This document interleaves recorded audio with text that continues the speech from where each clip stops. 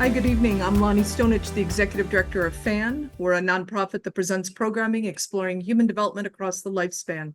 I'm honored to welcome you to tonight's conversation between Professor Susan Goldin-Meadow and Professor Carol Dweck. Thanks for joining us. FAN's YouTube channel has an archive of over 300 videos of past events, so be sure to subscribe to the channel to get updates when new recordings are posted. And now for some introductions. Susan Goldin-Meadow is the Beardsley Ruml Distinguished Service Professor in the Departments of Psychology and Comparative Human Development at the University of Chicago. Her research focuses on the most basic building blocks of language and thought as they are developed in early childhood. Her research has generated broadly applicable insights into how the spontaneous gestures that learners produce can reveal their readiness to learn language, math, and scientific concepts. Professor Goldin-Meadow is the recipient of many prestigious awards throughout her career, including a Guggenheim Fellowship and the William James Award for Lifetime Achievement from the APS.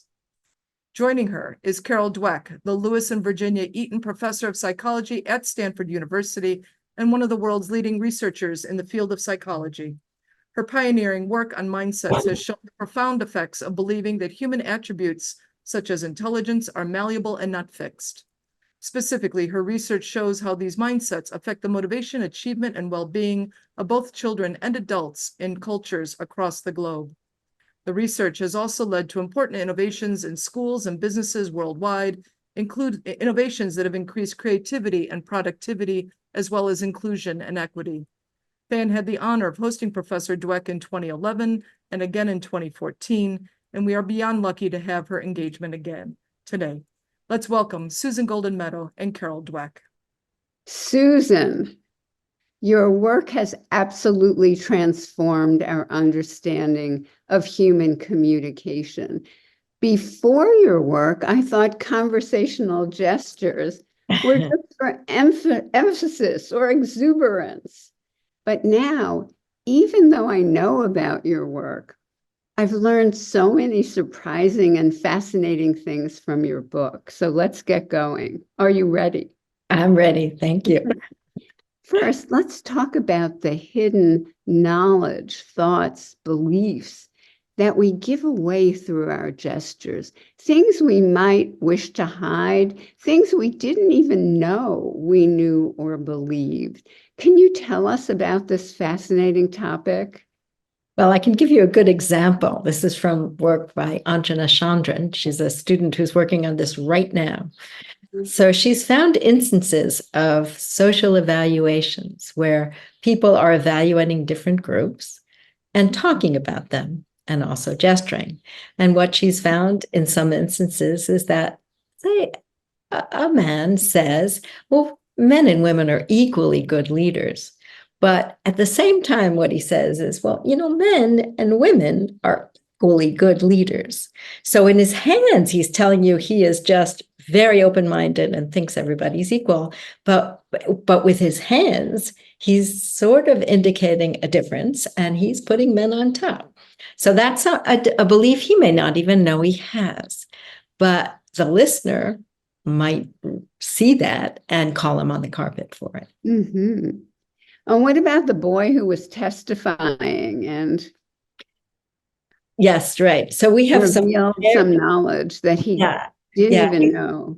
We have some very nice examples of, we haven't been able to get into courtroom kinds of things because they won't let you in, but we have these different eyewitness testimony setups where a kid is being asked a question and doesn't respond with speech at all. What did the person who attacked you look like? And the child doesn't respond, but does this. And then the lawyer might say, oh, was he wearing glasses? And that information sounds like it came from the lawyer, which would be sort of misleading the witness. But in fact, it came from the child.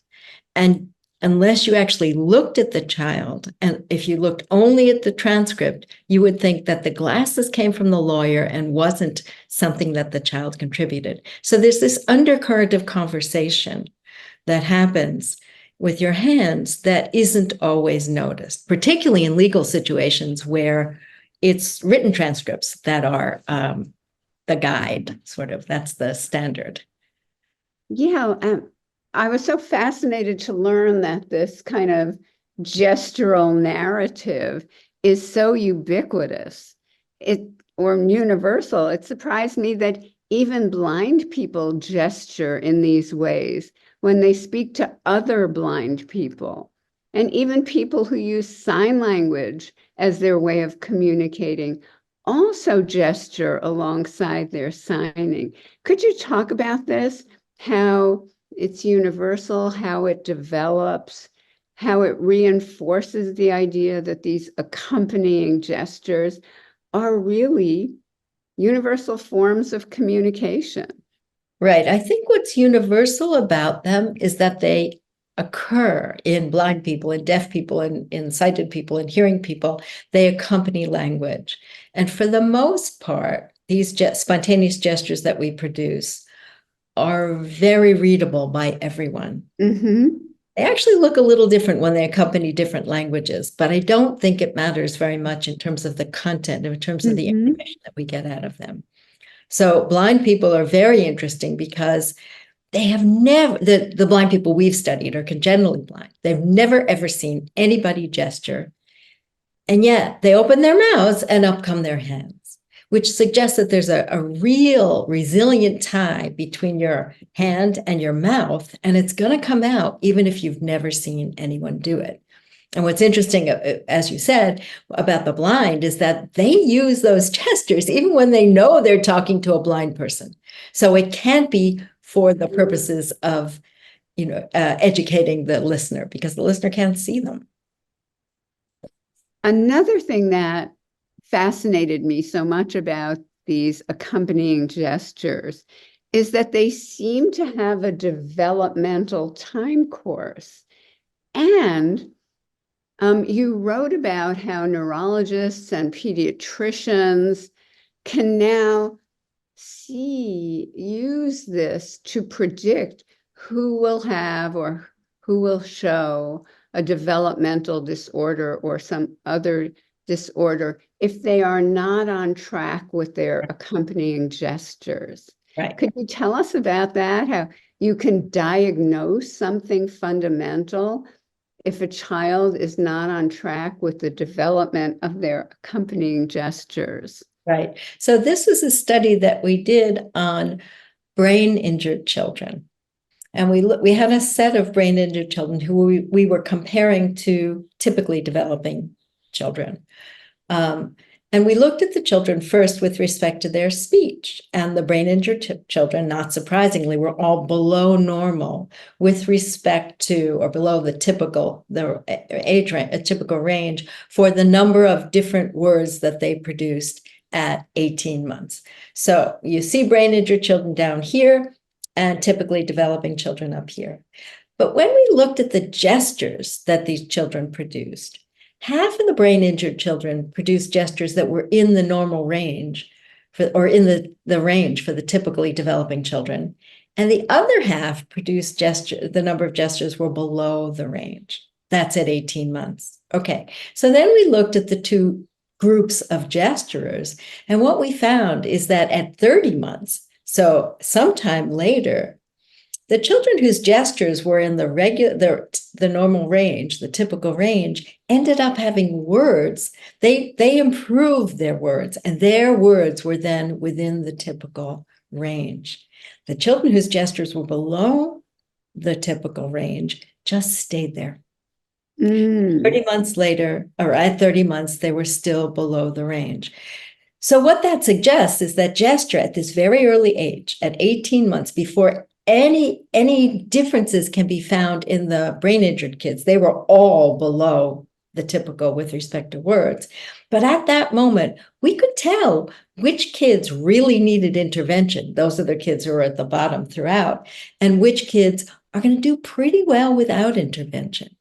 And that allows us to be much more sensitive to who needs what at 18 months. And 18 months is pretty young to be able to predict who's going to be within the normal range with respect to word learning.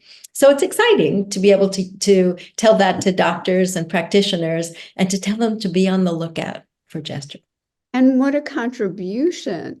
This hidden gestural repertoire was not available for people, or people didn't know they could use it to diagnose and support kids who need extra support for normal language development. What a contribution to those kids. I actually think that good practitioners have always used gesture. Oh, interesting. Always known about gesture, but not everybody is skilled. And moreover, somebody who's young and right on the job at the moment could use a little help. And so knowing that you should pay attention to gesture is something that we can tell people who are just starting out. But the practiced doctors and clinicians, I think, have always been using gesture, but I don't know that they know they're using gesture. They're able to predict who's ready to learn, but they're not knowing why. So I agree that it's useful for people. And they may not have known that intervention was needed and what type of supportive intervention. Right. Now let's move from gestures that accompany language to gestures that are language. Now we know that formal sign languages are full, complete languages with all the basic properties and rules of spoken languages. They're just in a different modality, gesture versus speech. But this wasn't always known. And before it was known, how were deaf children understood and educated? Tell us a little about that history and the work, how the work of you and your colleagues had an impact on kind of the fate of so many deaf children. As you say in your book, 90% of deaf children are born to hearing parents who don't know what the best course of action is. So I'll stop there, and can you tell us about this super important area? Yeah. So when I began these studies of deaf children of hearing parents, which, as you say, are 90% of all the deaf children, most deaf children at that time were given hearing aids, which worked on some kids, but not on all, and were taught orally. So they were taught to produce sounds, to sense sounds by feeling their vibration cords. But it worked for a very small number of children. So very few deaf children, profoundly deaf children, not hard of hearing, but profoundly deaf children were able to use spoken language to communicate. But or lip read. And that's them. It's really hard to do. I mean, turn off the TV and see how much you can understand when the TV is off. And language, and these kids don't. And it's really, really hard. But deaf children were always said to be able to communicate with their hands. So there were some schools for the deaf where signing was, where spoken language was taking place. But all of these deaf kids were there. And although they couldn't understand their teachers, behind the teacher's back, they'd start to gesture and start to use sign language and whatever. So that has been known. And what my colleagues and I, Heidi Feldman and Lila Gleitman, did is we decided to try to study those gestures and see how much like language the gestures that the deaf children produced, in the absence really of a linguistic model, how much like language they looked like. So we spent many years analyzing these gestures to see whether they had the fundamental properties of language. And they do. I mean, they really look a lot like what a deaf child who's acquiring sign language is producing, and what a hearing child who's acquiring spoken language is producing, in the sense that they have individual gestures, like something like this might be for eat. They might point at a grape and do eat. And then if I want you to eat, I might point at the grape, do eat, and then point at you. And these sequence of gestures convey information. Moreover, they're gestures that come out in a particular sequence. So whenever they want to talk about acting on something, that something comes first. and then they do the gesture for acting on it. One child, when he wants to talk about inviting you, the gesture for you will come after. So there are particular sequence of gestures that occur not just in one child, but they occur in all of these children. They don't know each other. Each child is developing what's called a home sign system in the context of their hearing family. So the child is producing these home signs, but what he gets back in return are the spontaneous co-speech gestures that we all produce when we talk. So it's an odd situation, actually. Yeah. So as you were kind of agreeing before, profoundly deaf children that will not really learn to speak, right? For the most part, right? Yet orally, Right. orally. And yet that it was so hard to unseat that idea that spoken language was the goal for them. And in your book, you talk about how some educators believe that that without spoken language, children would not be able to think. Right. So tell a little bit about the history of supplanting erroneous ideas with ones that were so much more productive for the kids. Because yes, they can learn language, but not spoken. Not spoken language. And for many people, spoken language was the word of God. That's how you reached God. And without being able to speak, you were going to be godless and not knowledgeable. You would have no knowledge. Speech was seen as the way to achieve information and knowledge. So it was very important for hearing parents to train their children in oral communication. In addition, if you think about this from the parents' point of view, these are hearing parents who have often no deafness in their family. Their parents are hearing, their other children are hearing, and they have this child who can't learn anything but sign language. They can't learn English or German or French or anything. They can only learn a sign language. Yet they're fitting into a hearing world. So they really want their kids to fit into their worlds. I mean, it's a very sensible thing to do. The hard thing is that it's really hard to learn spoken language. Even these days with cochlear implants, which are much, much more frequent, it's not always easy for a deaf kid to learn to speak with a cochlear implant.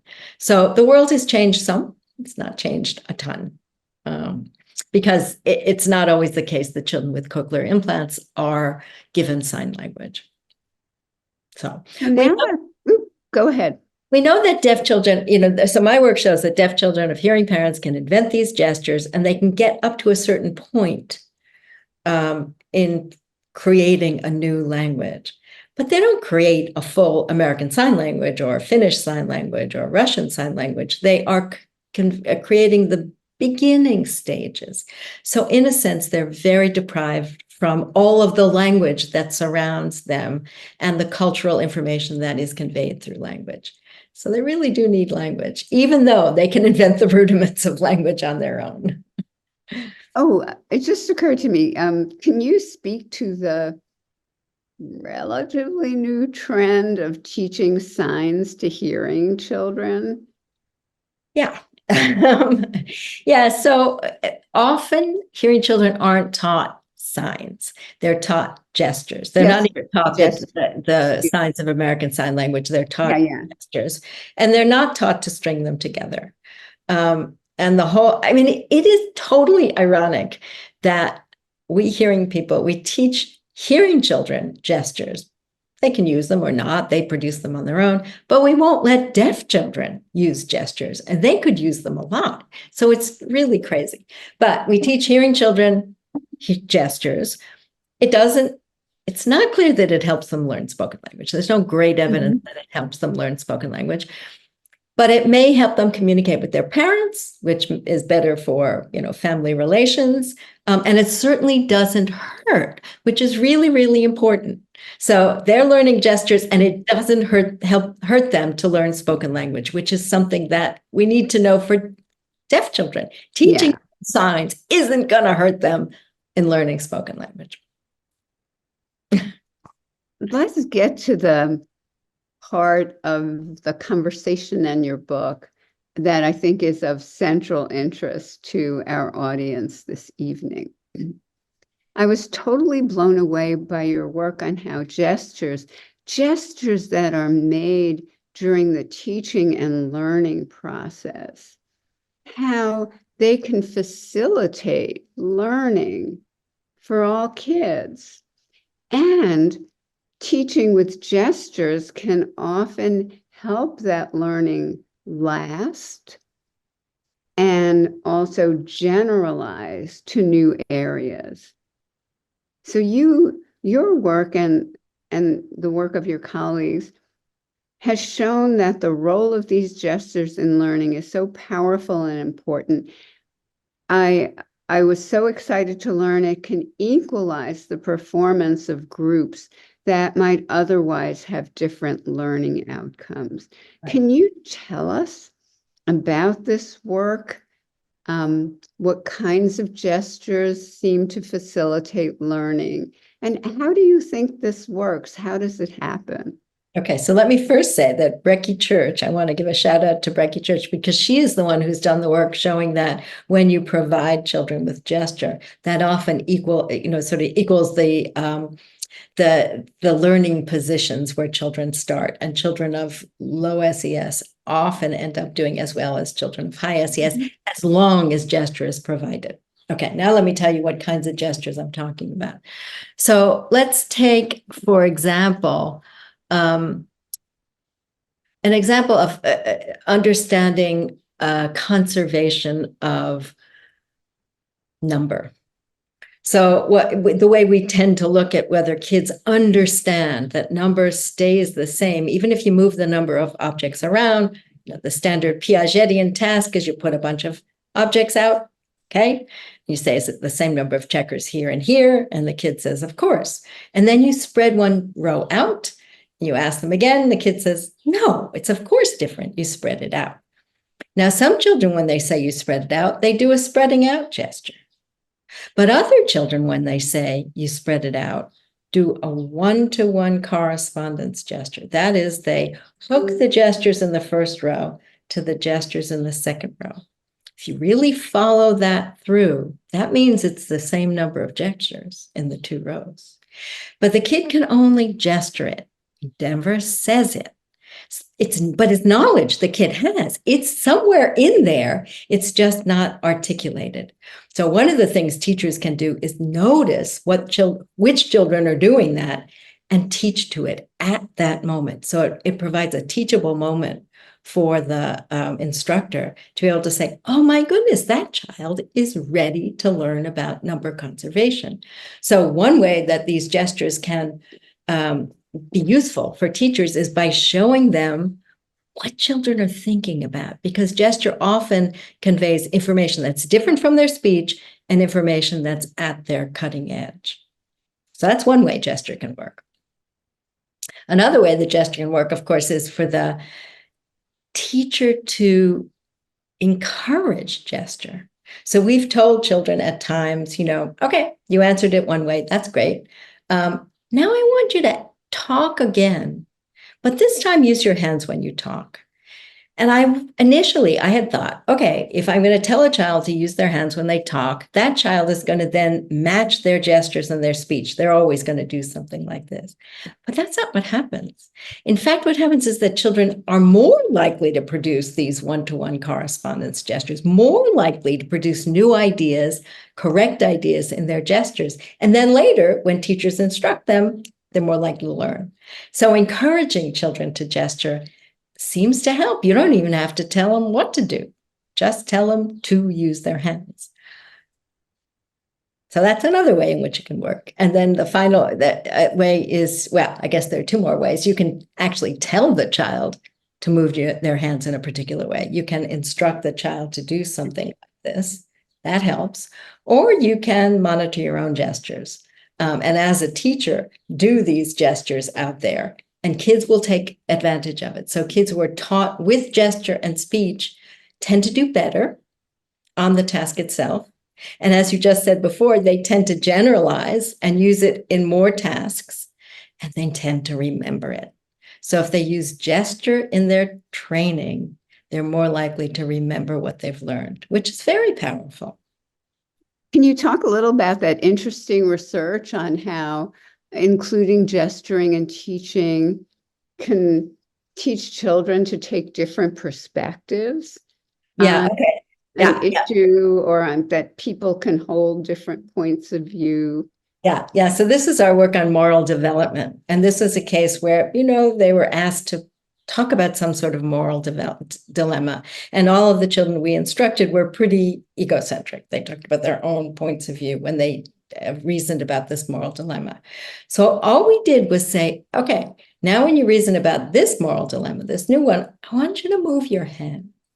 And what happened is that up came both hands, and they started to put different voices in different places. So they tend to sort of display different perspectives. And when they did that, they were much more likely to take the perspective of different people. And so they started to reason in a more sophisticated way, much more often than if we didn't tell the kids to move their hands. So that was a pretty easy instruction. And it seemed to help children generalize their information and understand about different perspectives. I love the idea that when we gesture, we're bringing forth the different thoughts that we might not have otherwise. And we're also signaling different perspectives that we might not otherwise have taken. That's really, really great. So these are thoughts that are unbeknownst to my listener, but they're also unbeknownst to me. I don't know I know that. And all of a sudden it's coming out, and that's, so I think it's maybe useful for us to pay attention to our own gestures too. Absolutely. Outcome, thoughts, feelings, beliefs, knowledge, values that we didn't know we had. Some of which we probably don't want to have. Maybe we don't want to know or want to have. So also the teacher's gestures seem to play an important role. Kids solving math problems and the teacher gestures something about the two sides of an equation. Can you talk about the different ways that teachers might incorporate gesture into their teaching that might help children grasp concepts that they might not otherwise have grasped? I think one of the things we have to do as teachers is pay attention to our gestures, because we have a very lovely example where a teacher was saying, well, you have to make both sides equal. And we had this extra number. It was a problem, 4 + 3 + 5 = blank + 5. And what the teacher did is, she said, is you have to add up these numbers and put the number in the blank. But what she did was she didn't do what I did. She pointed at all 4 numbers. No. At the end of that, what the kid did was he told her that we should add up all 4 numbers and put 23 in the blank. She didn't mean it. She just got, she just did a little finger flick over there. But the kid really picked up on it. And picked up on it. So we have to pay attention to our own gestures. If we're talking about somebody, we're saying we put the mom on the mom is one here and the kid is over here. We have to remember where we put these things, because if you switch them, people get confused. So I think that's one way that teachers can pay attention. They can also think a little bit about how to convey a concept visually. Because one of the things that gesture does, I think teachers do this naturally, actually, teachers of chemistry, physics, particularly the sciences, all of these displays, like an equation sitting there is completely static. But if you really understand it, you understand that there are transformations involved, that you add up these 2 things and you put the number there and you transform the numbers. But the numbers on the page don't show that. Your gestures show that, which is one of the reasons I think scientists gesture a ton. They gesture a lot. So physicists, chemists, geophysics, all of this, even linguistic professors, because they lay out their trees right here. They gesture quite a lot, I think, to convey information that is difficult to convey. Mhm. So that helps. Maybe signal the boundaries of each variable. Right. You convey units that you Mhm. don't necessarily convey in your speech. It's right there in your hands. Susan, what can parents do to incorporate all this incredible knowledge about gesture into their caregiving? So one of the things they can do, I think the most important, is just pay attention to your kid's gesture. So for example, a kid might point at a cup and say, "Mommy." Okay, the kid is not calling his mother a cup. What he's really doing is saying, "Oh, that's Mommy's cup." And at that moment, what you can do is say, "Oh, yeah, that's Mommy's cup." Probably you're going to do that anyhow, but if you're busy, you might not. But seeing where your child is gesturing or what your child is gesturing about and translating that into speech is really helpful, because kids who point at the cup and say, "Mommy," a couple of months later are going to produce 2-word utterances. So these gestures predict where the kid is going. And we can help them get there by just responding and translating the gestures away into speech, which helps them understand what the spoken utterance ought to be. Interesting. So the speech gesture is foreshadowing their 2-word utterances, and the parent can help guide the child toward the 2-word utterances. Yep, I think they're going to get there anyhow. But it doesn't hurt to give your kid a little leg up. My daughter actually told me that. She said, "Oh, now I respond to my child's gestures. I never knew that." Okay. What else can parents do? Well, that's probably the biggest thing they can do. You can encourage their kids to gesture, because it's not a bad thing to gesture. I know Emily Post doesn't think you should gesture too much. Oh, I think it's tell really the story about Princess Diana. Oh, yes, right.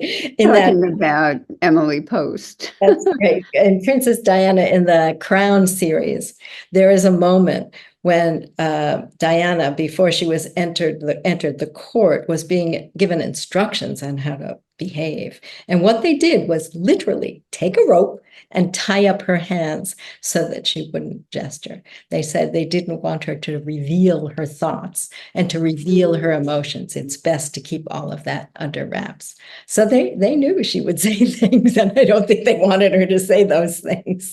She may have found a way to do it anyway. Beyond gesture, right? The whole idea, they understood that gestures give a lot away and didn't want her doing it.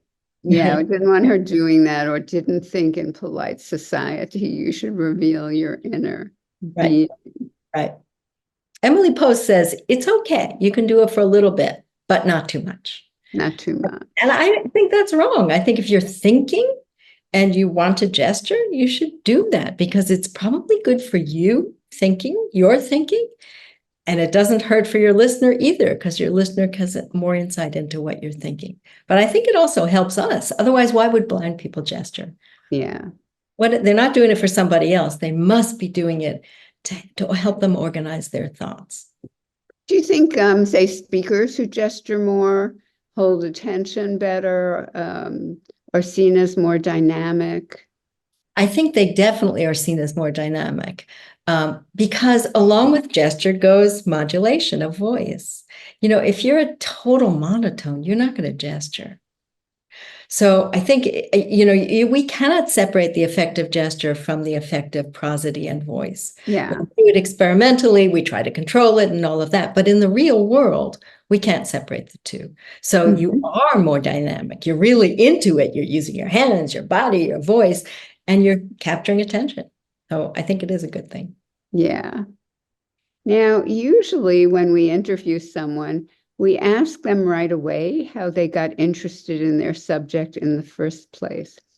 But I wanted people to know about your amazing work and your amazing findings first. So now, Susan, please tell us how you got interested in the subject of gestures. Okay, so I started with deaf children of hearing parents because I was really interested in where language came from. And it's hard to look at, I mean, every child is exposed to linguistic input, deaf children of deaf parents, hearing children of hearing parents. It's this unique population of deaf children of hearing parents who didn't have any linguistic model.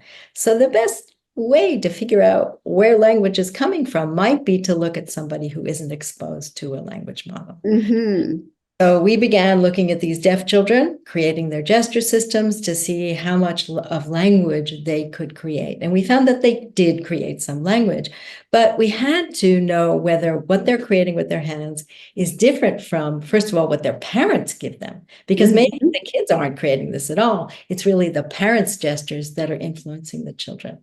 So we had to go and we had to study the gestures that parents produced as they talked. And we found, in fact, that the parents produced the kind of gestures we all produce and didn't produce what the kids were doing. We also had to go and look at what typically developing hearing children produce when they're when they're talking, what kind of gestures they do. Are they different from what deaf children did? In the very early stages, they're not so different. But quickly, when the hearing children start combining words, that's when the deaf children start combining gestures, and then they start to diverge. So in fact, I got interested in the gestures that hearing people produce almost as a control for these deaf children of hearing parents, because I needed to know how unique they were. How different is what they're doing from what their hearing parents do and what other hearing kids do. So that's how I got into it. But how I got into learning in gesture is sort of this crazy story where I had a videotape of hearing children in a conservation paradigm. It was given to me by my advisor, Rochelle Gelman. I showed it in my Intro to Developmental class every single year. Everybody looked at it. They thought it was terrific. And one year I thought, they're gesturing a lot. I'd never really noticed, but every single time the kid would give a response, they started to gesture. So I asked my graduate student, Becky Church, to take a look at them. She looked at all these gestures and she started to code them. She coded them with the speech, and that was fine. Then we decided to be really scientific about it and to code gestures separately from speech. So turn the gest picture off to code the speech, turn the sound off to code the gestures. And when we did that, we found that there was different information in gesture than in speech. We hadn't noticed it before. We integrate gesture and speech so naturally that when we were coding gesture and speech with all the sound and picture together, we didn't notice that there was different gesture and speech. So that really came about just by being neat and clean and saying, we got to do this separately. And then we discovered that gesture and speech don't always say the same thing. So that's my backstory. And then tell a little bit more about how one thing led to another, how one topic led to another. So we started to look at these gesture speech mismatches. Brecky was doing work on conservation. We found the mismatches and we thought, well, maybe children who produce gesture that's different from their speech, maybe they know a little bit more than kids who are producing only the same thing in their speech. And none of these kids knew how to solve the problem. So originally we were going to just wait until the children, eventually learned conservation. But we thought, she's got to finish her dissertation within a 4-year period. Maybe we should train them. So we started to give them all training, and we gave all the children training at the beginning, the matchers and the mismatchers. And what we found is that after the training, it was the mismatchers who did better and knew how to solve conservation problems, and better than the matchers. So we had this index of learnability, actually, or who was ready to learn. Right? And that was in 5 to 8-year-olds, conservation. Then we decided to move to another problem, to mathematics, to this problem of mathematical equivalence, 4 + 5 + 3 = blank + 3. And we asked children to do that. And again, we found the same thing, that some children produced only mismatches, or not only mismatches. Nobody ever produces only mismatches, but they produce many mismatches. And some children produce only matches. And the ones who produce mismatches are much more likely to learn when given instruction. Because they know more than they're saying. I think so. I think it's that they have information in their heads that is not accessible to their speech. They don't say it. And if we probe them and push them to say it by educating them, then they get it out. It's so interesting to me that we know things.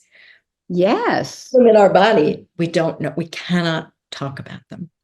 And that's an important thing for a teacher to know. When a kid's in that state, it would be really nice to know it, because you can then bring that kid along by teaching him what he needs to know. Susan, how did you decide to write this book now? Well, You've been, as you say in the book, you've been at this for decades and decades. I know. Why now? Why now? Okay. Yeah. I decided that I wanted to pull it all together and to put it in one place. All of the work on the gestures accompanying speech, and also the gestures standing in for speech. And I wanted to make it accessible to real people and not just academics. So I wanted to write a trade book, and that's what I ended up writing. I had very good help from my editors, who kept saying, no, you have to say it in this way. I would organize it like this, and they'd say, nope, the end has to go first. You have to tell them why people are interested in gesture before telling them what gesture is. I can't do that. They were right. And so I learned a tremendous amount from these editors who know how to write a trade book. They were telling me how to organize things and where to put things and how to make it so that people who aren't academics, like real people out in the real world. Real people. Yeah. And I do think that this is interesting enough and useful enough, particularly in educational settings, in clinical settings, in legal settings, in parental settings, where knowing something about gesture could be very useful. Absolutely. Lonnie, do you have some audience questions for us? I do, Carol. Thank you so much for a very lively and affectionate interview with Susan. I very much. Well, I also have some parting words later. Oh, good. Okay. Well, we have about 15 minutes. I'll make sure I give you a little bit extra time. I have 1 minute of parting. I understand. I will make sure I bookmark that. So a couple program notes. Susan is going to be joining us for an after hours segment that's going to start at 8:05 Central in about 20 minutes. We'll give her a 5-minute break in between the webinar and after hours so that she can do whatever she wants to do. So how do you come to after hours? You can make a donation to FAN. Any dollar amount is fine by us. We call it a meaningful donation. I should write a little paper on how people view meaningful donations. It's very interesting. So come make a donation. You'll get a link from FAN that will give you access to after hours. Yeah, thank you, Carol. A big one is really beautiful. A large donation. I like how you think, Carol.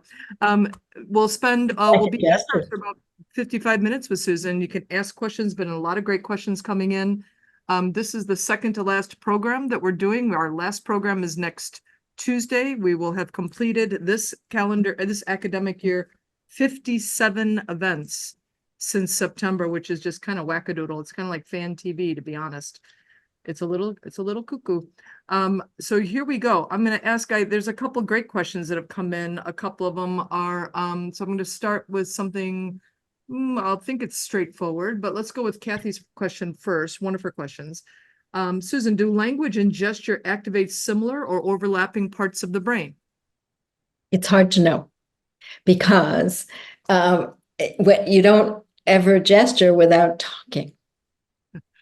So it's hard to know if they're activating different parts of the brain, and we haven't quite figured out how to do that. And signers do the same. When they gesture, they're activating the same part of the brain. So that is an interesting question, but yet to be studied carefully. Well, one of Lori's questions is, can you elaborate on how gestures can reveal underlying cognitive processes or thoughts that may not be expressed verbally?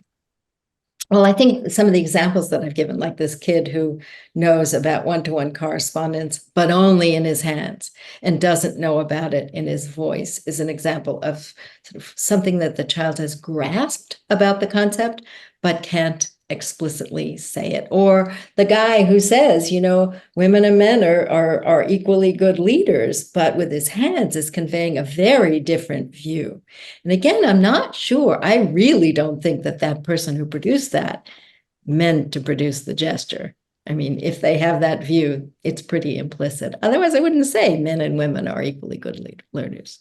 So I think those are a couple of examples. Joanne made an observation with so many high schoolers, and I might add college students and actually middle schoolers now hide behind their laptops in class. Yeah.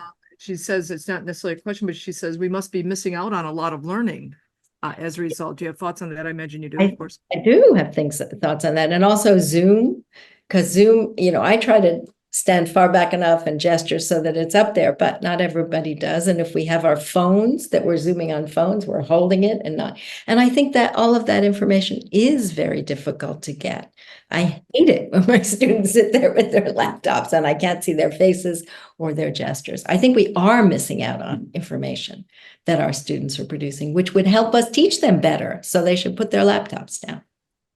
Susan, I'm kind of curious. I'm going to ask my own question here. I'm curious. So like when you're interviewing PhD students or you're out to dinner, are you kind of like a dangerous person to have dinner with? No. I mean, can you like turn that off a little bit? Yeah, like I can turn it. Turn that off?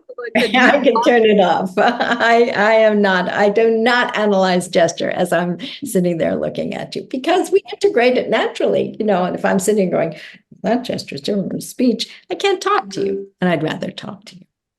Reminds me of, we hosted both Mark Brackett and Paul Bloom for different events. And of course, a lot of the training with Paul Ekman on facial expressions and every possible thing. And so they must just be great, like FBI liar spotters, Well, we've thought about that actually. That Ekman came at one point. It was the women in my lab who were really, really good at picking up all of the Ekman kinds of things. So I think some people are really good at that. We're at 7:50. I have another question here from Lori. She says, how can understanding gestures, let me move it over here so I'm not turning my head. There we go. How can understanding gestures enhance our communication skills, particularly in cross-cultural contexts?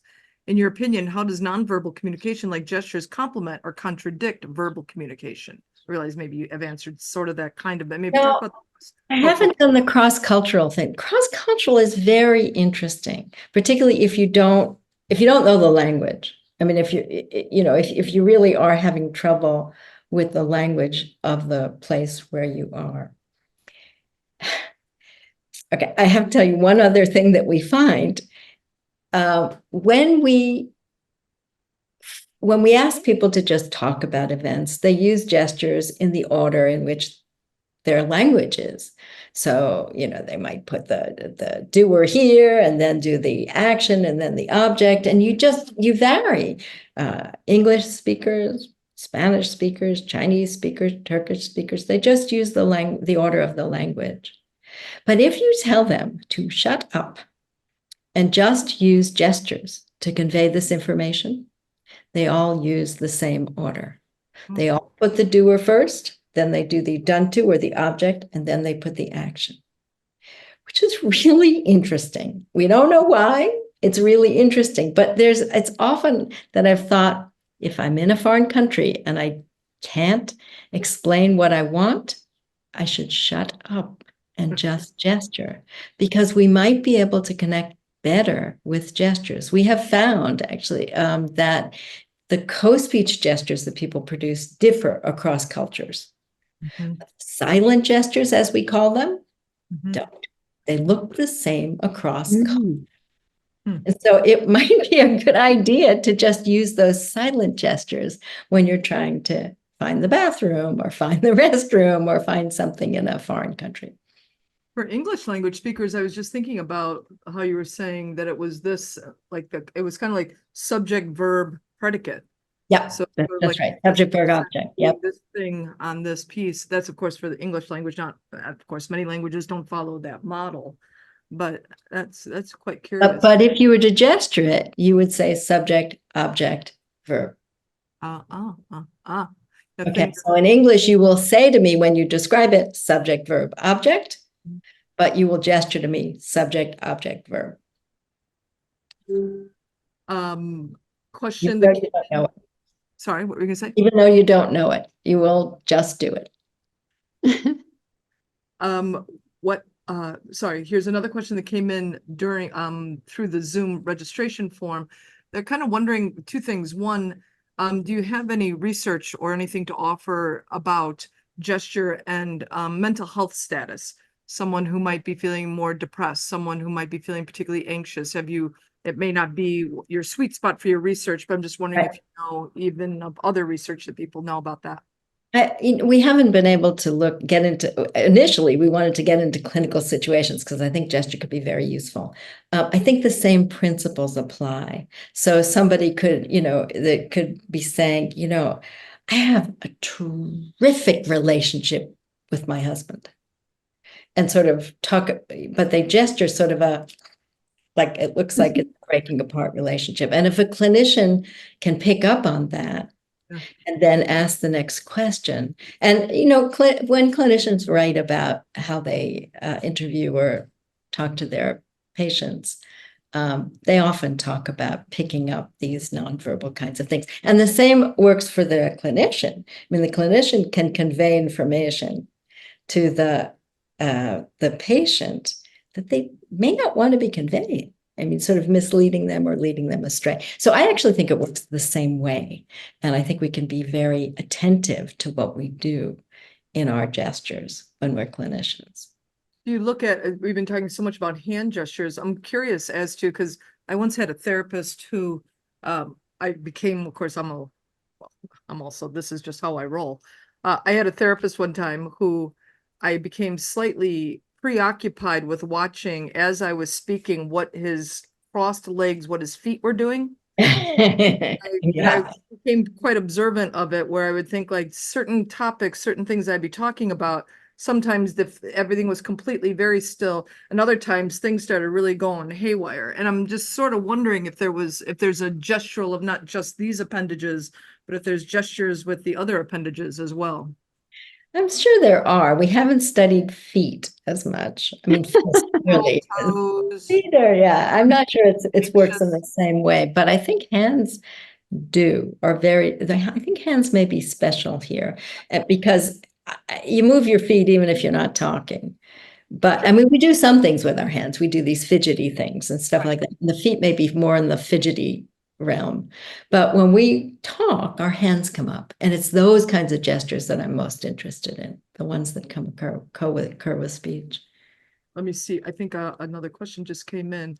Good. Here we have from, let's see, from Megan. She's asking, is there any literature on gesture and implicit bias? Can gesture help us better understand our own hidden biases? Well, the literature is about to be born by the student Anjana Chandran, who is defending her dissertation June 4th, and is studying just that. She's a social psychologist who's really interested in figuring out whether people convey their hidden biases through gesture, and if so, how is that picked up by listeners and also by children, because it could be really important in the children. So that's a new area, and she's putting her stake in the ground for it on June 4th. Excellent. I'm going to give Bridget has put in a comment. Thank you for the fascinating conversation. My son Declan is a non-speaking autistic teen who uses an AAC device, a dedicated iPad with an app to communicate. Before he got access to the device at age 5, we used home signs and gestures to communicate. Many signs and gestures Declan taught me, meaning her. I feel like his communication was hampered at the start of learning to use his device. He could no longer gesture when typing. Right. I mean, it might be better to do typing, to integrate gesture into the typing device. I don't know how that could be done, but it feels like it might be very useful to have both modalities, both the typing and the hand movement at the same time. Before I pivot back to Carol for her final couple thoughts, one other question that had come in in the Zoom registration form, someone had asked about the research behind for students between gesture and kids who might have learning differences, and what you could maybe offer a snapshot of that. Yeah, I think it would be it's unclear whether there are kids who are more visual learners and kids who are more verbal learners. I mean, we talk about that. I don't know if we have great evidence for that. You might think that gesture would be really helpful for one and not for the other. We don't have any evidence to suggest that. But I do have some students who are now looking at whether gesture is helpful for some children and not others. So, for example, children who don't gesture when asked to explain these math problems or whatever on a pretest are less likely to learn from gesture. Oh. So I don't know that they don't gesture ever, just on this task, they're not gesturing. So I think individual differences are worth taking seriously. And I have students who are doing that right now. Very good. Carol, we're at 7:58, so I turn the microphone and the floor back to you. Yes, thank you, Lonnie. Of course. And Susan, thank you so much. I can't tell you how much I've learned from reading your book and listening to you this evening. Do you have any parting words for us? None other than to thank you for a really lovely conversation. You're my role model, so it's wonderful to have you here asking me questions. I think it's wonderful. Thank you. Thank you both, actually. Carol, it's been lovely to see you. I was just actually texting today with David Yeager. He told me to say a hello to you. We're going to be cooking up something with him in the fall for his new book as well. He's fabulous. Yes. Sure is. We very much look forward to bringing him back. So everyone, we will be opening up the after-hour Zoom at 8:05. We're going to give Susan a quick break. So come hang out, ask this wonderful, wonderful, wonderful researcher, brilliant woman, top of her career. Come ask her your own questions. She obviously has plenty to say. So thank you everyone for coming tonight. Carol, we hope to see you again soon. Thank you. Yes. Thank you. Good night, everyone. Bye.